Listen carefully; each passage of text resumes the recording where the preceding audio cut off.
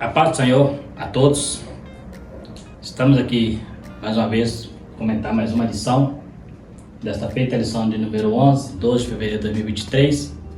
Estaremos falando sobre o avivamento e a missão da igreja.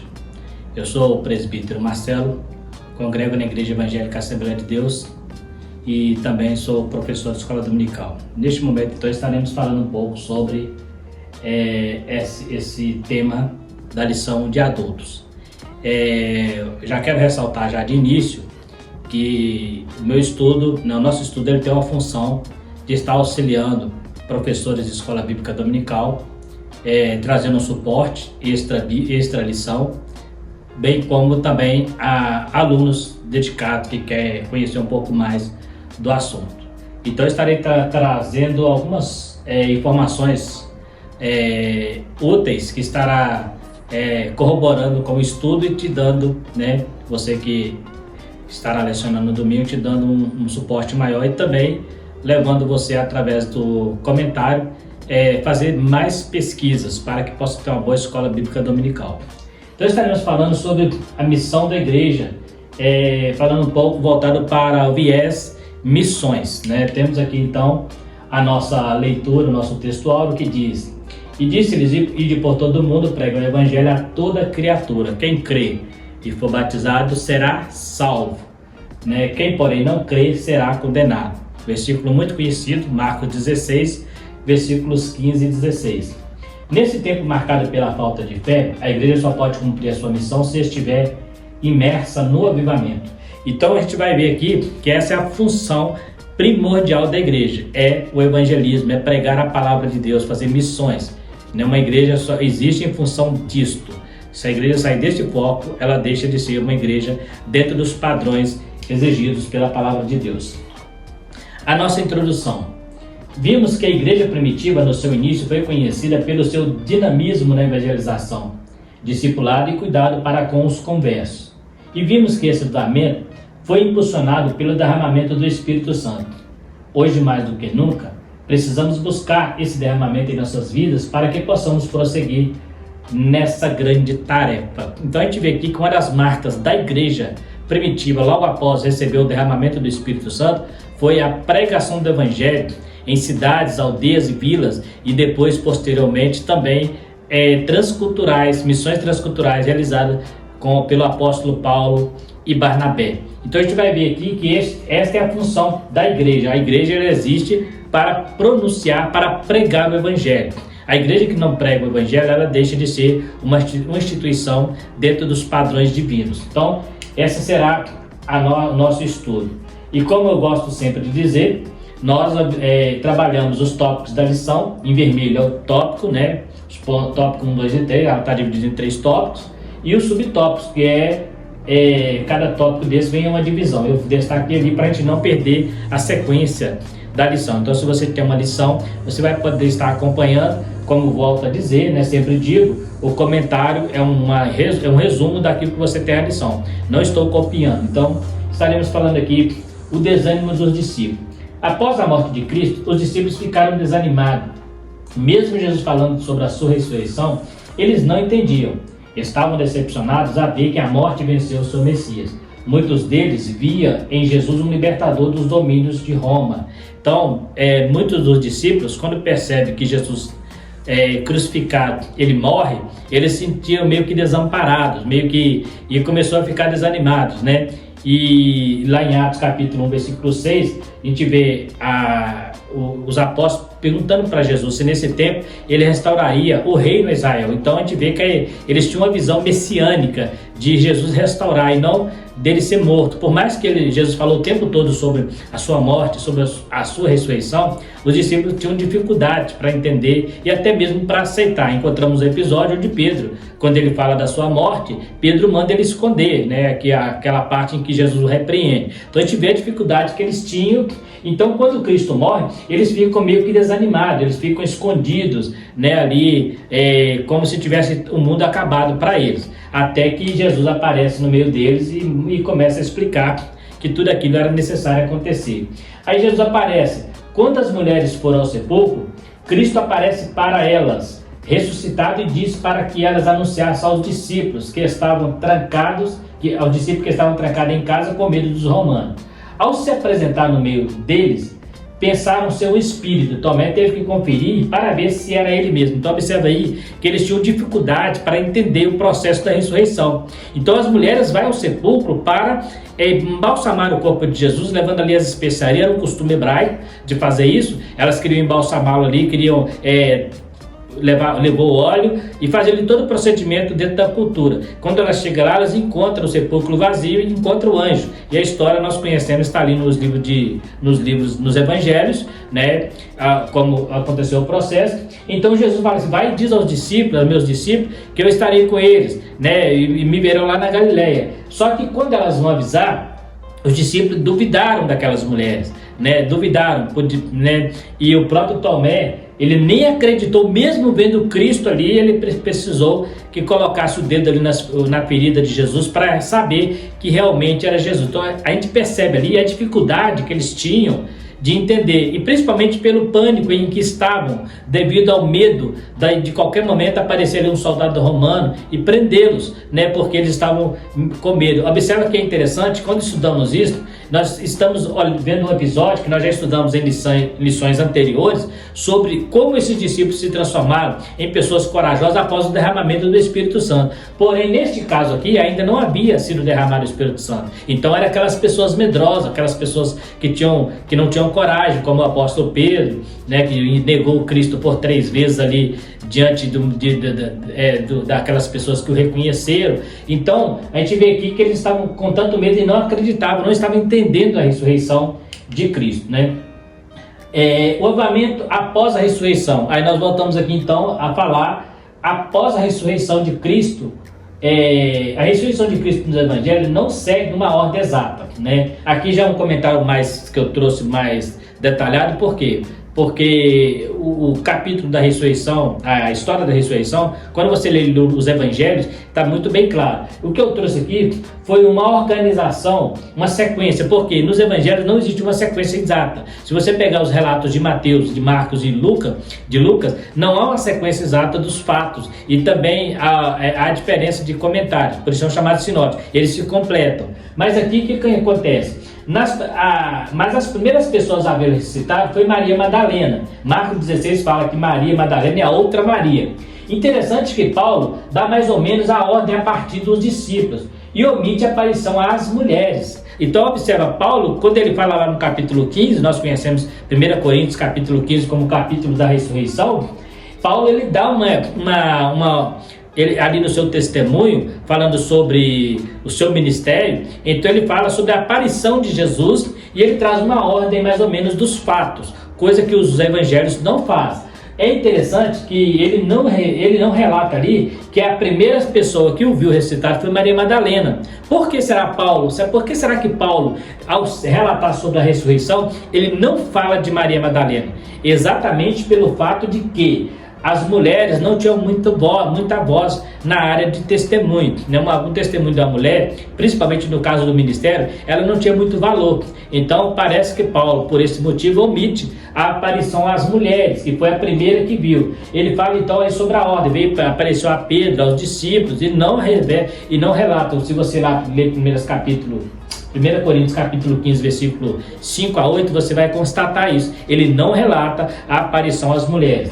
Após a ressurreição, os discípulos passaram a pregar e fazer grandes sinais e prodígios. Isso aí nós temos na lição, o comentarista fala sobre isso. Então, por isso a gente deu uma pincelada aqui mais sobre essa ordem. Então, se eu fosse pegar a ordem dos fatos, 1 Coríntios capítulo 15, versículo 5 a 8, Paulo traz mais ou menos essa ordem. Inclusive diz que ele não só apareceu aos discípulos, mas a 500 galileus, e depois apareceu por último a mim, ele relatando, considerado um abortivo, né? Ele fala ali que apareceu aos discípulos, apareceu aos 11, apareceu a Pedro, e por último apareceu a mim. Ele não cita em momento algum as mulheres. Talvez se alguém perguntar por quê, né? Aí você poderá olhar que é a questão da cultura hebraica. Mulher, na cultura hebraica, principalmente relacionada ao ministério, ela não tinha voz ativa, né? O próprio apóstolo Paulo, não vou entrar no mérito, ele chegou até a dizer que as mulheres não deveriam nem falar na igreja. Tivesse dúvida, perguntasse aos seus maridos, né? Mas isso é uma coisa um assunto para outra lição, não para essa, né? Só para entender que as mulheres não tinham muita força. Se ele falar assim, apareceu a mulher, foi a mulher que viu, eles talvez nem acreditariam, porque elas não tinham muita voz ativa nesse caso, não. O avivamento na missão da igreja local. Então nós vamos falar aqui pelo menos 3 tipos de missão. A primeira é a igreja local. Avivamento nas missões locais. Mesmo diante de perseguições, a igreja se espalhou pelas cidades e vilas, pregando a ressurreição de Cristo. Não ficaram dentro do cenáculo, mas saíram da zona de conforto e foram cumprir o ID. Uma igreja avivada reconhece a necessidade de levar o evangelho aos perdidos, começando por nossa casa. No caso, a Bíblia diz em Jerusalém, Judeia, Samaria e confins da terra. Né? Há quem diga que seriam simultaneamente, né? Mas há outros que defendem que a ordem seria essa. Primeiro Samaria, depois Judeia, primeiro Jerusalém, depois Samaria, Judeia, Samaria, depois confins da terra. Ou seja, seria no sentido de ir avançando na evangelização. Então, começamos por nossa casa. A igreja, assim que ela começou a ser perseguida, você vai encontrar Filipe já pregando em Samaria, no segundo estágio da mensagem de Cristo. Jerusalém, Jerusalém, Judeia e Samaria. Então, já vai encontrar o diácono Filipe pregando em Samaria lá no capítulo 8 de Atos. Então, começando por nossa casa. Por quê? Tem gente que fala que quer ser missionário, mas ele não evangeliza nem a sua vizinhança. E está falando em fazer missões transculturais, quer evangelizar fora e muitas vezes não evangeliza dentro de casa. Então, o evangelismo ele tem que começar a partir do nosso contexto, a partir do nosso redor, para depois ele se expandir. Né? Porque não adianta eu ganhar quem está lá fora e não ganhar quem está comigo. Né? Então, a gente vê aqui que eles começaram a levar o evangelho. O avivamento nas missões regionais. Aqui agora nós expandimos um pouquinho. Então vamos trazer aqui uma ordem. Então nós estávamos em Jerusalém, Judeia. Agora partimos para Samaria. Podemos dizer que as missões regionais são aquelas que estão ainda dentro de nosso país. As nossas Samaria. É interessante que Samaria era irmã dos judeus, porém misturado com outros povos. Na época do exílio babilônico, 2 Reis capítulo 17, tem essa referência lá. Antes do exílio, era a capital do norte de Israel, fundada por Onri, pai de Acabe. Né? Ele fundou essa cidade e ele colocou ela como a cidade capital do Reino Norte. Logo depois da divisão dos reinos entre Jeroboão e Reboão, Reino Sul e Reino Norte, então Jerusalém ficou como a capital do Sul e Samaria a capital do Norte. Então, a partir deste momento, esse povo... a cidade se tornou a capital do norte, só que na primeira invasão de Babilônia, lá no ano 722 a.C., essa cidade foi conquistada por Nabucodonosor e ele levou pessoas de outras nações para lá e essas pessoas se misturaram com os samaritanos e eles ficou meio que judeus mestiços, mas a priori eles eram irmãos dos judeus. E por causa desse motivo e por outras coisas que eles adotaram, tipo, por exemplo, Jeroboão, quando viu que haveria concorrência com Reboão, ele criou um novo templo, né, que a gente lá no Monte Gerizim, e começou a proibir o pessoal do Reino Norte aí ao Reino Sul. Então surgiu ali uma briga religiosa e também a questão das raças misturadas. Então essa briga começou lá no tempo de Jeroboão. Missões regionais hoje. Na atualidade é necessário buscarmos meios para que possamos evangelizar lugares onde o evangelho não tem ainda alcançado as pessoas. Existem em nossos países lugares onde praticamente não foi alcançada a maioria das pessoas. Essas regiões costumam até ter igrejas de pequeno porte que precisam de ajuda em todas as áreas. Então existem dentro do Brasil, né, ou podemos até estreitar um pouquinho mais, até dentro de Minas Gerais, cidades ainda que o evangelho ainda é muito fraco, ainda não tem muita força. Então são regiões que precisam de missões, né? São missões mais que local, mas muitas vezes chega a ser uma missão muito pesada, porque são cidades, né, interiorana, pequenas vilas que o evangelho não chegou lá, né? Existem lugares que tem até pouco policiamento. Eu mesmo conheci uma cidade assim, que não tinha nem policiamento direito, né? Então é complicado evangelizar num lugar desse, né? Chegamos no lugar, parece que quem comandava lá mesmo era o tráfico, as pessoas do tráfico. Então, assim, até para evangelizar precisamos pedir autorização para andar na cidade, né? Então, são lugares fechados. E podemos ver isso em outros lugares, né? Às vezes em instituições onde as pessoas não têm acesso, então existe todo um processo para alcançar lá. Então, as missões regionais hoje, essas igrejas, né, esses lugares precisam de pessoas. Talvez você chegue lá com uma igrejinha pequena, mas eles são muito tem pouca condição, mas tem pouca condição financeira, estrutura para conseguir evangelizar, e às vezes precisa até de uma ajuda de igrejas maiores, né? O avivamento e as missões transculturais. Então agora nós saímos agora do Brasil, né? E agora vamos para fora do Brasil, né? A missão fora do Brasil é conhecida como missão transcultural. É um grande desafio, pois nesse inteirinho é necessário não só levar o evangelho, é necessário nesse caso um estudo mais profundo sobre a nação onde se vai. Há um tempo integral e mudança do missionário para a região para adaptar ao costume por onde se irá pregar.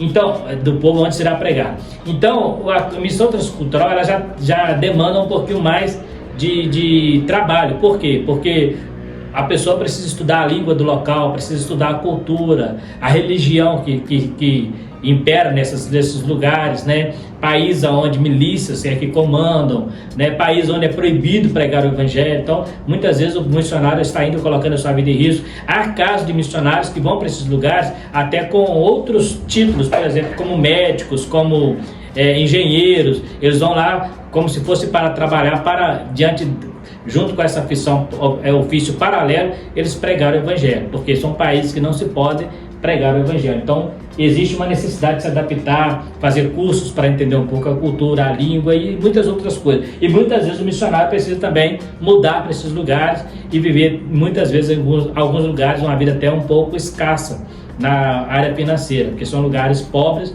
né? Há lugares muito pobres onde precisa de haver um investimento maior.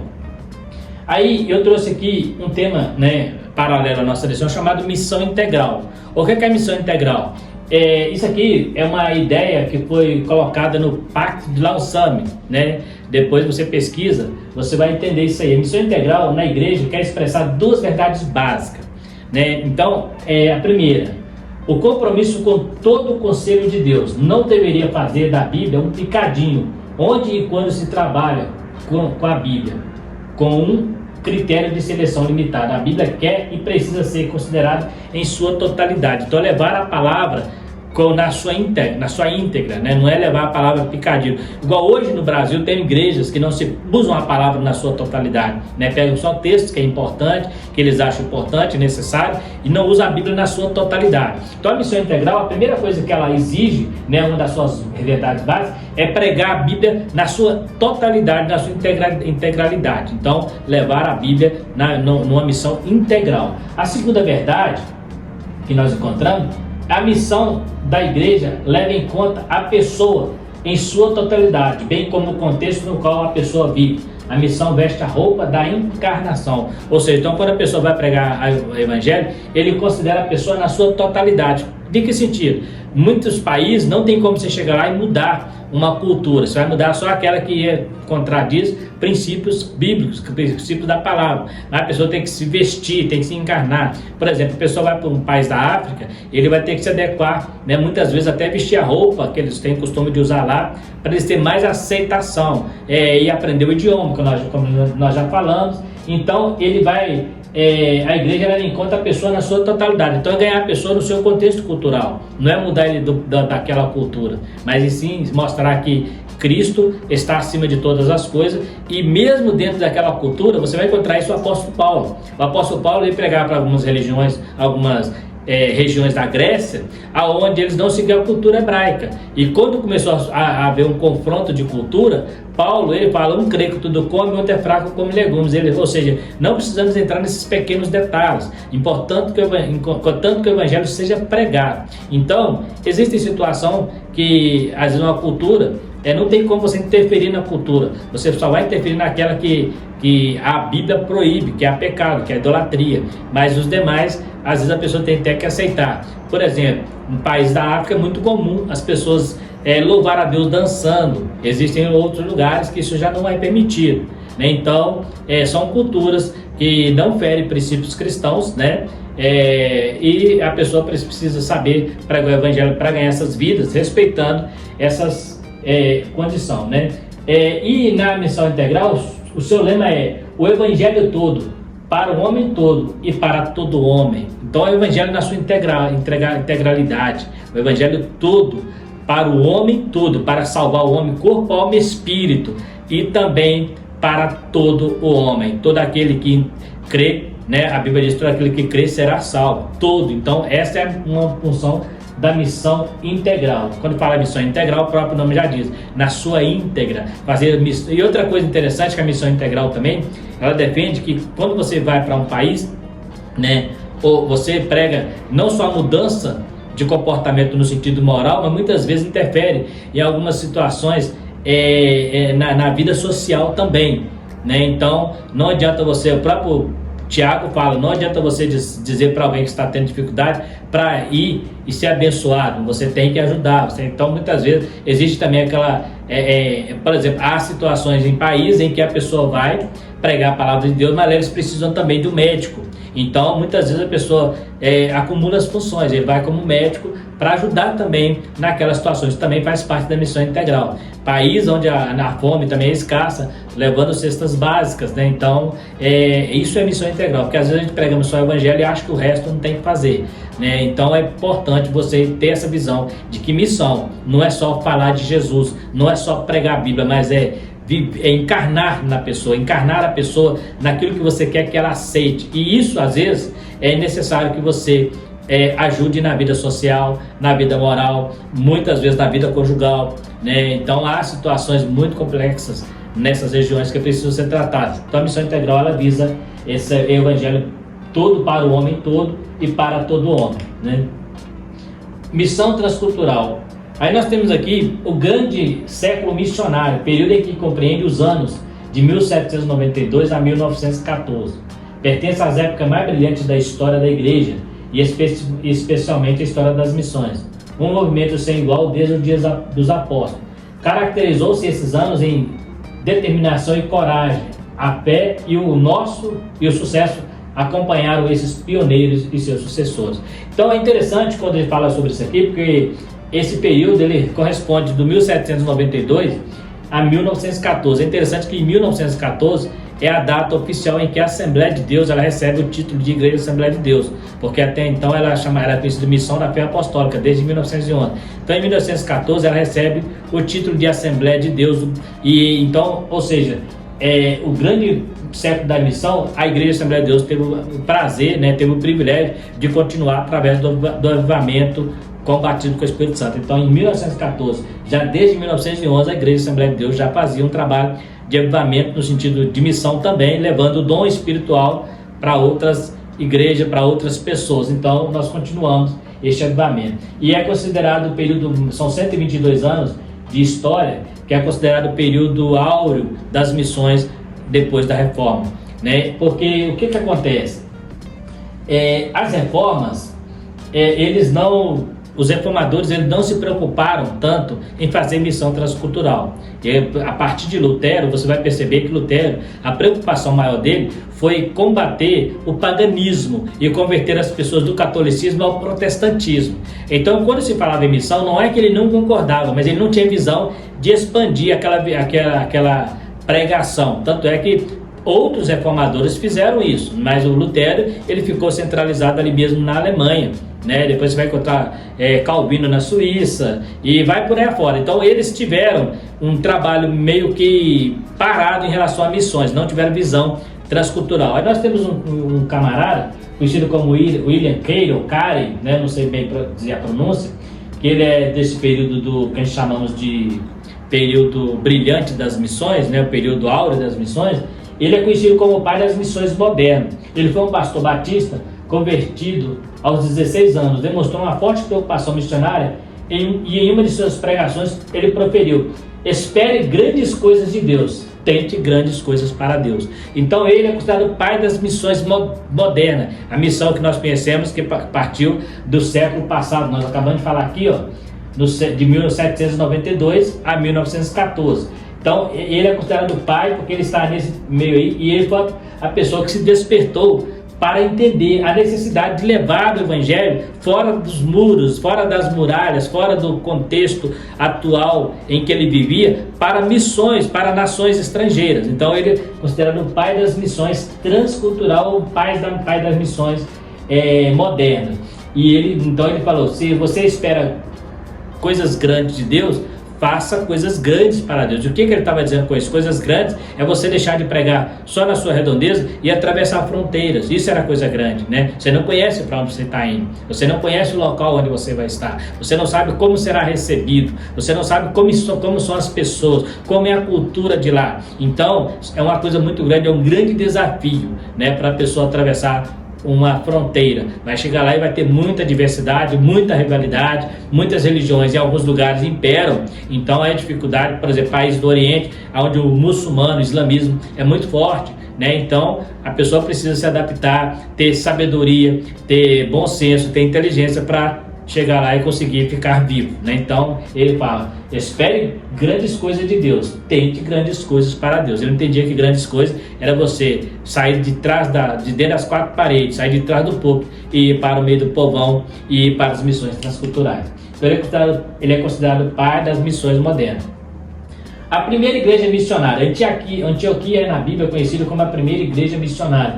Enquanto Jerusalém era o centro do cristianismo, Antioquia se tornou o centro das missões transculturais, enviando Paulo e Barnabé para missões além fronteiras. Então a gente vê aqui que a igreja de Antioquia, né, da Síria, porque existe uma outra Antioquia, que era a Antioquia da Psídia, né? Essa Antioquia da Síria, quando começou a acontecer um grande avivamento, muitas pessoas se convertendo, eles enviam para lá Paulo e Barnabé. E lá nessa igreja, lá no capítulo 13 de Atos, o Espírito Santo usa ali revelações e fala: separai para mim Paulo e Barnabé para a obra que eu os tenho chamado, que seria o quê? Missões transculturais. Então é a primeira missão, inclusive, de Paulo. Ele parte dessa igreja e retorna para ela. Ela é uma igreja que podemos, assim como Jerusalém era o centro do cristianismo, a Antioquia se tornou o centro das missões transculturais, porque foi de lá que partiu os primeiros apóstolos para fora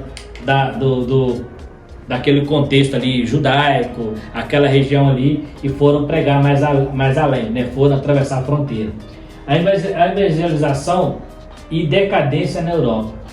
Apesar dos reformadores terem trazido grandes avivamentos na Europa, através da reforma protestante, eles não se preocupavam tanto em levar igrejas ao interesse em missões transculturais, ou seja, isso não era muito pregado entre os reformadores. Falamos aqui sobre eles, que é o caso de Lutero, Calvino, Zwinglio. Esses reformadores fizeram grandes trabalhos, mas eles ficaram meio que centralizados nas suas regiões e não preocuparam em pregar o evangelho e levar o evangelho a atravessar fronteiras, né? Então, interessante que quando fala sobre a decadência na Europa, a gente observa que esses países que nasceram do protestantismo, que tiveram grandes revoluções, igual nós estudamos aí desde 1792, né, a 1914, esses mesmos países hoje estão precisando de missionários, estão precisando de pessoas que vão para lá, porque muitas igrejas na Europa têm se fechado por falta de cristão, por falta de membros. A igreja tem perdido, né, o caráter cristão, tem perdido aquela marca do cristianismo, aquela marca do protestantismo, e muitas desses lugares as mensagens são tão fracas, são tão sem unção, que as pessoas nem ficam na igreja, e muitas igrejas na Europa hoje têm se fechado e transformado em mercados e outras coisas, muito menos, mas não permanecendo como igreja. Quando eu falo igreja, o que eu estou falando é referido aos templos, porque as pessoas não sentem a vontade, o Espírito Santo já não trabalha mais, está como a igreja de Laodiceia, né? Aí o Espírito Santo está do lado de fora, batendo, pedindo para entrar. Então esses lugares hoje, que foram berço da missão, William Carey, né? Berço da missão, esses lugares hoje está precisando de que sejam enviados para lá missionários, para pregar um evangelho genuíno, né? Lutero via missões transculturais de forma marginal, ou seja, à margem, né? Ou seja, ele tem um monte de coisa para fazer na igreja e missão. Eu tenho que cuidar do episcopado e missão. Era coisa marginal, no sentido assim, não era uma prioridade da igreja, né? Ele tinha mais ou menos essa visão. Ou seja, não era uma prioridade da igreja, e sim a conversão dos pagãos até então presos ao catolicismo. Então ele está focado na igreja católica, ele está focado em tirar as pessoas daquela cegueira espiritual. Então ele pensou, eu tenho que fazer meu trabalho aqui, eu não tenho que me preocupar com o que está acontecendo do outro lado do mundo. Essa era a visão de Lutero, né? Ele dizia que sempre haverá alguém em outros lugares que pregará o evangelho, e nessa linha seguiu os seus sucessores. Então o Lutero, ele tinha essa ideia, não, eu não preciso de ir para outros países, vou ficar aqui na Alemanha, porque em outros países vai ter alguém. E realmente apareceu na Suíça, apareceu, né, na Inglaterra, mas ele entendia que a igreja da Alemanha não precisava ficar enviando missionários, tinha que preocupar ali, o problema deles era interno, né? E a missão não quer dizer que ele não concordasse com a missão, muito pelo contrário, ele entendia, aceitava, só que não era o foco principal dele naquele momento. E os seus seguidores, seus reformadores, que vieram após ele, pensavam mais ou menos semelhante, né? Então, a gente vê aí que eles seguiram essa mesma linha de não pregar o evangelho, não enviar missionários para a missão transcultural. Observa que o ano das missões começa em 1792. A reforma aconteceu em 1517. Olha o período longo que há entre 517 a 792. Então é muito tempo que ficou sem pregar missões transcultural. Houve casos esporádicos, mas no geral não houve uma igreja voltada para a missão transcultural. O clamor pelo avivamento espiritual. Há um clamor pelo mundo que deve ser ouvido pela igreja, ou seja, o mundo está clamando por uma pregação genuína, por uma pregação do evangelho, pela salvação, ainda que inconscientemente o mundo tem procurado salvação, às vezes procurando em lugares errados, porque também tem faltado missionários que têm para levar a verdade a essas pessoas. Eu fiz uma anotação aqui que eu achei interessante, que a igreja não é remetente, mas remetida. Missão não é secundária em relação à sua existência, ou seja, a igreja não existe sem missão. A missão não é marginal, como defendiam os reformadores. Ela é a essência da igreja. A missão é a essência de uma igreja. Uma igreja que não faz missão, ela não é igreja. Então, é isso que está aqui. A igreja existe para ser enviada e edificar, se visando a sua missão. Então, é interessante que a igreja ela só existe por causa disso, né? Se você não tem intenção de fazer missão, você não é igreja. A igreja tem o desejo de pregar. E quando falamos aqui, estamos falando de missão transcultural, mas isso vale para a missão local. A igreja tem que estar envolvida na sociedade, pregando a palavra, transformando vidas, ajudando, tanto social como moral, né? Sempre fazendo algo. A igreja não pode ficar dentro de quatro paredes, como algumas pessoas acham que fazer missão é ficar atrás do púlpito pregando, né? O tempo todo ali pregando, e acho que as pessoas têm que vir. A igreja as pessoas não têm que vir até a igreja. Na verdade, a igreja tem que ir até as pessoas. É ao contrário, é invertido. Tem gente que acha assim, não, vou abrir a igreja aqui e as pessoas vão vir. Não, você tem que ir até as pessoas, você tem que ir até onde elas estão. Jesus estava sempre indo onde as pessoas estavam, porque aquelas pessoas que Jesus estava no meio delas, elas não frequentavam o templo, elas não frequentavam a igreja, até porque eram discriminados pelos fariseus. Mas Jesus, o que ele fazia? Ele ia até essas pessoas. Esse é o papel da igreja. A igreja tem que ir até as pessoas, não esperar que as pessoas venham até ela, né?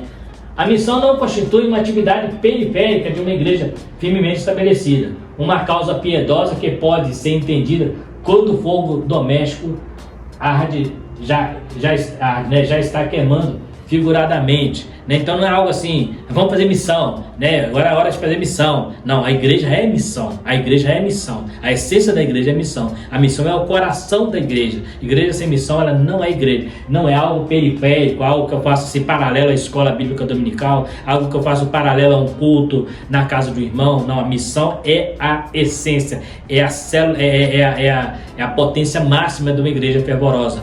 Pregar a palavra de Deus, é o id de Jesus. A igreja sem o id, ela deixa de ser igreja, porque Jesus falou assim, ficar na cidade de Jerusalém, até que do alto sejais revestidos de poder, e depois ser-me-eis testemunha, tanto em Jerusalém, Judeia, Samaria e confins da terra. Então esse é o papel da igreja. Se a igreja não cumprir esse papel, ela não é a igreja que está dentro dos princípios cristãos. A atividade missionária da igreja não é tanto uma ação da igreja, mas simplesmente a igreja em ação.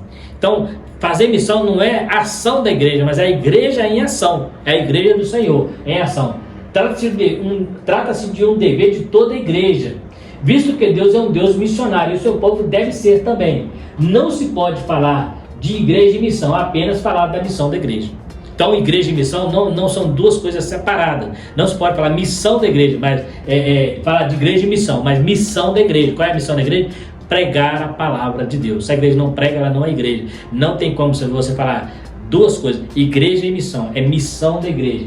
Deus não tem uma missão para a sua igreja, mas uma igreja para a sua missão. Olha que interessante. Deus não tem uma missão. Então a missão, a obra missionária, não é algo que Deus deu à igreja. Olha que interessante isso aí. Não é algo que Deus deu à igreja. Na verdade, Deus deu a igreja para a missão. Deus deu a igreja para fazer. Ele não deu a missão para a igreja fazer, mas deu a igreja para fazer missão. Isso que está dizendo aqui. Mas há uma igreja para a sua missão. A missão de proclamar o evangelho a todos e em todos os lugares. Então, se a igreja não entende isso, ela precisa rever conceitos, ela precisa rever seus princípios doutrinários. Por quê? Porque Deus, repito, Deus não deu a missão para a igreja, mas deu uma igreja para a missão. Ele tem uma igreja para realizar os seus propósitos. É para isso que nós entregamos a nossa vida a Jesus. Enquanto estivermos nessa terra, estivermos aqui, somos pregadores do evangelho. Falamos nisso em lições anteriores, sobre o precursor do evangelho, sobre aquele, o embaixador que está pregando uma doutrina em terra estrangeira, mas segue a doutrina da sua terra de origem. Então nós somos os pregadores aqui, precisamos entender isso. Então, e pregar o evangelho todo em todos os lugares, como falamos lá, o evangelho todo para o homem todo e para todo homem, né? Então não se prega a palavra pela metade, mas dentro dos princípios cristãos você prega a palavra de Deus como manda a Bíblia, na sua totalidade, na sua missão integral, tem que ser na sua integralidade, pregando a palavra. Nesta lição aprendemos que uma igreja avivada não fica estagnada dentro de quatro paredes, mas sai pelo mundo proclamando o evangelho. A igreja, a verdadeira igreja é aquela que faz missões o tempo todo. Devemos cumprir na íntegra o ID de Jesus. Então, não é pela metade, não é esperar que o outro faça. Eu tenho que me colocar na brecha para estar fazendo missões. Eu preciso estar preocupado. Há lugares em que talvez outros não tenham alcance, mas eu tenho. Há lugares em que as pessoas não têm alcance, mas tem aqueles que Deus separou, como Paulo e Barnabé, que saiu para pregar no meio dos gentios, né? Deus os preparou para isso. Deus prepara Paulo desde a sua infância, desde o seu nascimento. Ele já era o vaso escolhido para fazer aquele trabalho, para levar a palavra de Deus a grandes reis, né? O próprio texto diz isso, porque Deus o preparou para isso, porque Deus não tinha intenção que a sua igreja ficasse presa, estagnada dentro dos muros de Jerusalém, mas a ideia de Deus era que alcançasse os confins da terra. Os confins da terra, Paulo fez com muita maestria, pregando até os seus últimos dias de vida. Até mesmo quando estava preso em Roma, ele ainda continuou pregando e escreveu um texto do Novo Testamento. São cartas doutrinárias a essas igrejas que ele evangelizou e pregou ali o seu evangelho. Então está aí mais uma lição que nós aprendemos sobre a missão da igreja. Grave sempre essa palavra: Deus não tem uma missão para a igreja, mas tem uma igreja para a sua missão. Então você está inserido nessa igreja, você é um missionário, ou que seja local, ou que seja regional, ou que seja transcultural, mas você tem que entender que dentro da igreja, dentro do corpo de Cristo, você é um missionário, e como missionário precisa fazer jus a este nome e levar a palavra de Deus, que seja no trabalho, que seja na escola, que seja em presídios e hospitais, onde muitos não querem ir, né? Hoje existem muitos pregadores que gostam de pregar em igrejas de crente, gostam de pregar em locais onde está cheio de crente, mas não vão a esses lugares. E quem sabe, Deus está chamando você para estar pregando nesses lugares, em hospitais, em cadeias, né, presídios, né, em sanatórios e muitos outros lugares onde precisam ser pregado o evangelho, né, pessoas que estão desesperadas por causa de doenças terminais, pessoas que precisam de palavras de Deus. E quem sabe nós podemos, na igreja como missão, nós temos um grande campo missionário, mesmo à nossa volta. É só abrirmos os olhos que nós vamos conseguir contemplar essa necessidade e a nossa responsabilidade em levar a palavra de Deus a essas pessoas que muitas das vezes têm perdido a esperança na vida, têm perdido a esperança na solução dos seus problemas. E a igreja está aqui com a verdadeira solução, que é Jesus Cristo. Então que possamos entender isso e fazermos missão enquanto estamos aqui, enquanto é dia, porque diz a Bíblia que a noite vem quando não se pode mais trabalhar, mas enquanto é dia, preguemos a palavra de Deus a todos que possam estar nos ouvindo, aonde podemos chegar a nossa voz, que possamos pregar com muita tranquilidade, muita ousadia e com muita autoridade, revestida pelo Espírito Santo. No mais, quero agradecer mais uma vez, está aí mais uma lição que nós comentamos, né? Trouxemos alguns comentários paralelos. Não sigo a lição, eu tenho o hábito de dizer que eu não ensino o professor a lecionar, cada qual tem sua maneira, é só um suporte, é um complemento ao seu estudo, você pode pesquisar muito mais. Na lição cita alguns homens, né? Dessa época que eu falei ali, eu não entrei em detalhes, porque é pesquisa que você vai na internet e você encontra, né? E no mais, quero agradecer e quero pedir a você que está visualizando, né, esta aula, dê o seu like para estar nos ajudando, né? Muito importante, né? Às vezes uma clicada ali nos ajuda muito na divulgação do canal. Também se inscreva, né? Porque também vai nos ajudar a expandir mais, né? Através desse meio de comunicação. Também ativando o sininho para receber as notificações, né, que a gente vai estar lançando aqui, né? Você vai receber na sua casa. E também compartilhe, né, na sua igreja, no seu trabalho, com pessoas, né, que talvez querem entender um pouco mais sobre missão, né? Essa lição do avivamento e missão, aí, o trabalho da igreja é uma oportunidade muito, muito boa de você estar junto conosco, fazendo esse grande trabalho também através da mídia. No mais, eu quero mais uma vez agradecer a todos que ficaram até o final e pedir a vocês que, ao visualizar esse vídeo, visualize também os vídeos anteriores, que é uma sequência, né? Temos vídeos aí lançados aí que complementam essa lição que estamos trazendo aqui, porque a nossa lição é uma sequência de assuntos, então temos outros vídeos que você pode estar visualizando também. E no mais, que Deus possa abençoar todos vocês, fiquem todos com Deus, até a próxima, se Deus quiser.